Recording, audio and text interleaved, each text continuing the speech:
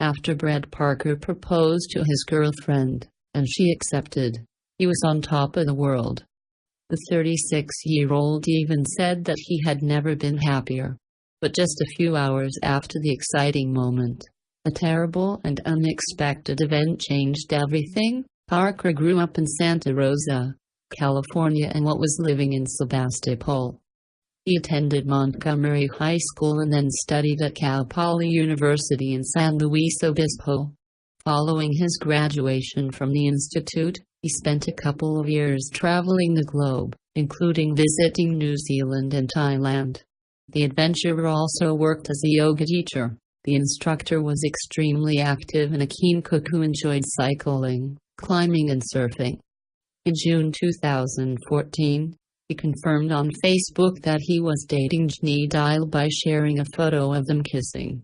She is the manager of Wilder Goods, an internet store that sells outdoor products for women. Less than 2 months after announcing their relationship on social media, the couple traveled to Yosemite National Park in California.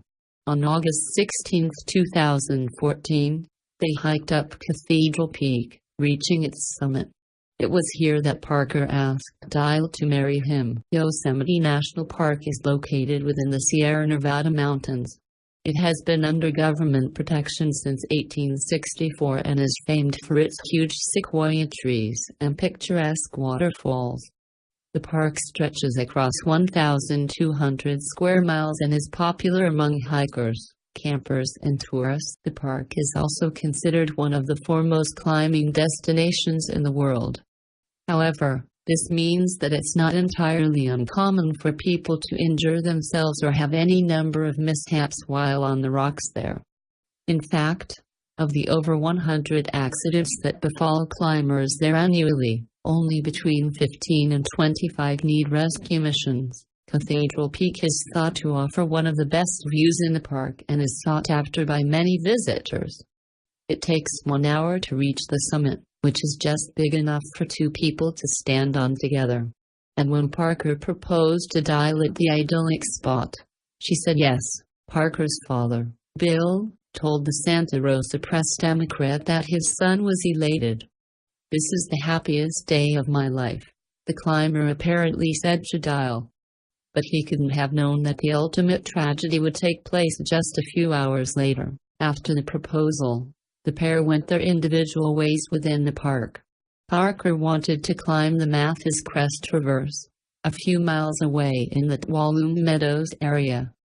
The ridge is described as a dramatic fin of rock, according to Backpacker.com.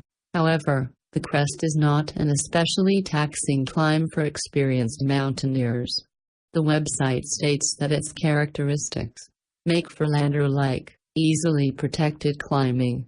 So, Parker scaled the rock without any ropes or gear. He was completely on his own. Parker was following the recognized route along the crest of granite.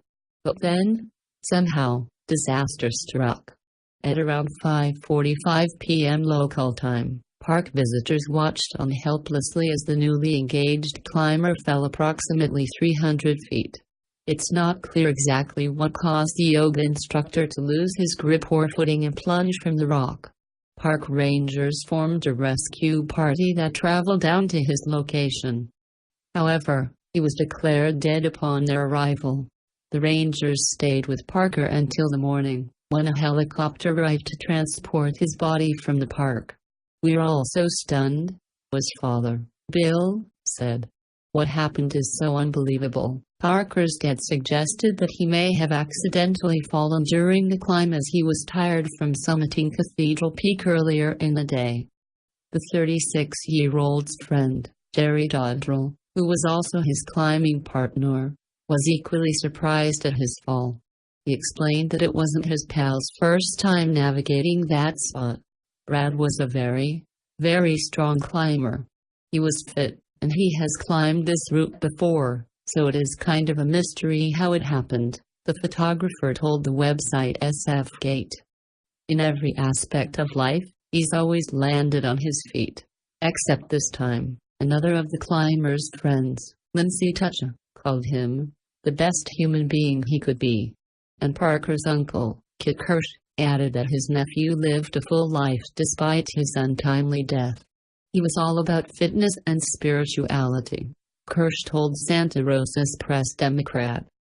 He did more in his 36 years than most people do in 75 or 80 years of life. Parker's death was the second to take place at Yosemite National Park in 2014. Indeed, there are usually 1 or 2 fatalities a year, according to Park Ranger Terry Cobb. After the incident, the yoga instructor's parents, Gail and Bill, traveled to California from Hawaii. They had relocated there 8 months previous. The 36-year-old's family chose to cremate his body and leave part of his ashes at Yosemite. They also plan to spread his remains along the Pacific coast near Sonoma. In addition, the climber's family, as well as a couple of friends, have decided to take the trip to Cathedral Peak in his honor. "It's the only closure we're able to get," Bill explained. Friends of the 36-year-old have carried out further outdoor activities as a tribute to him following his death. And to mark the 1-year anniversary of his passing, Dial decided to traverse Mathis Crest herself. Parker's former fiancée, who now lives in Salt Lake City, Utah, has continued to climb in the years since. And it's clear that her connection to him will never leave her. To Brad Parker, "You continue to give me life. And what an awful, stinging irony that is," Dial wrote on Facebook in 2016. "It's so bittersweet. So big. So brutal. And yet, so precious and true. You not only live on in me but continue to live on in others and give them life. And not only life, but that great consciousness of life that reminds us what truly matters."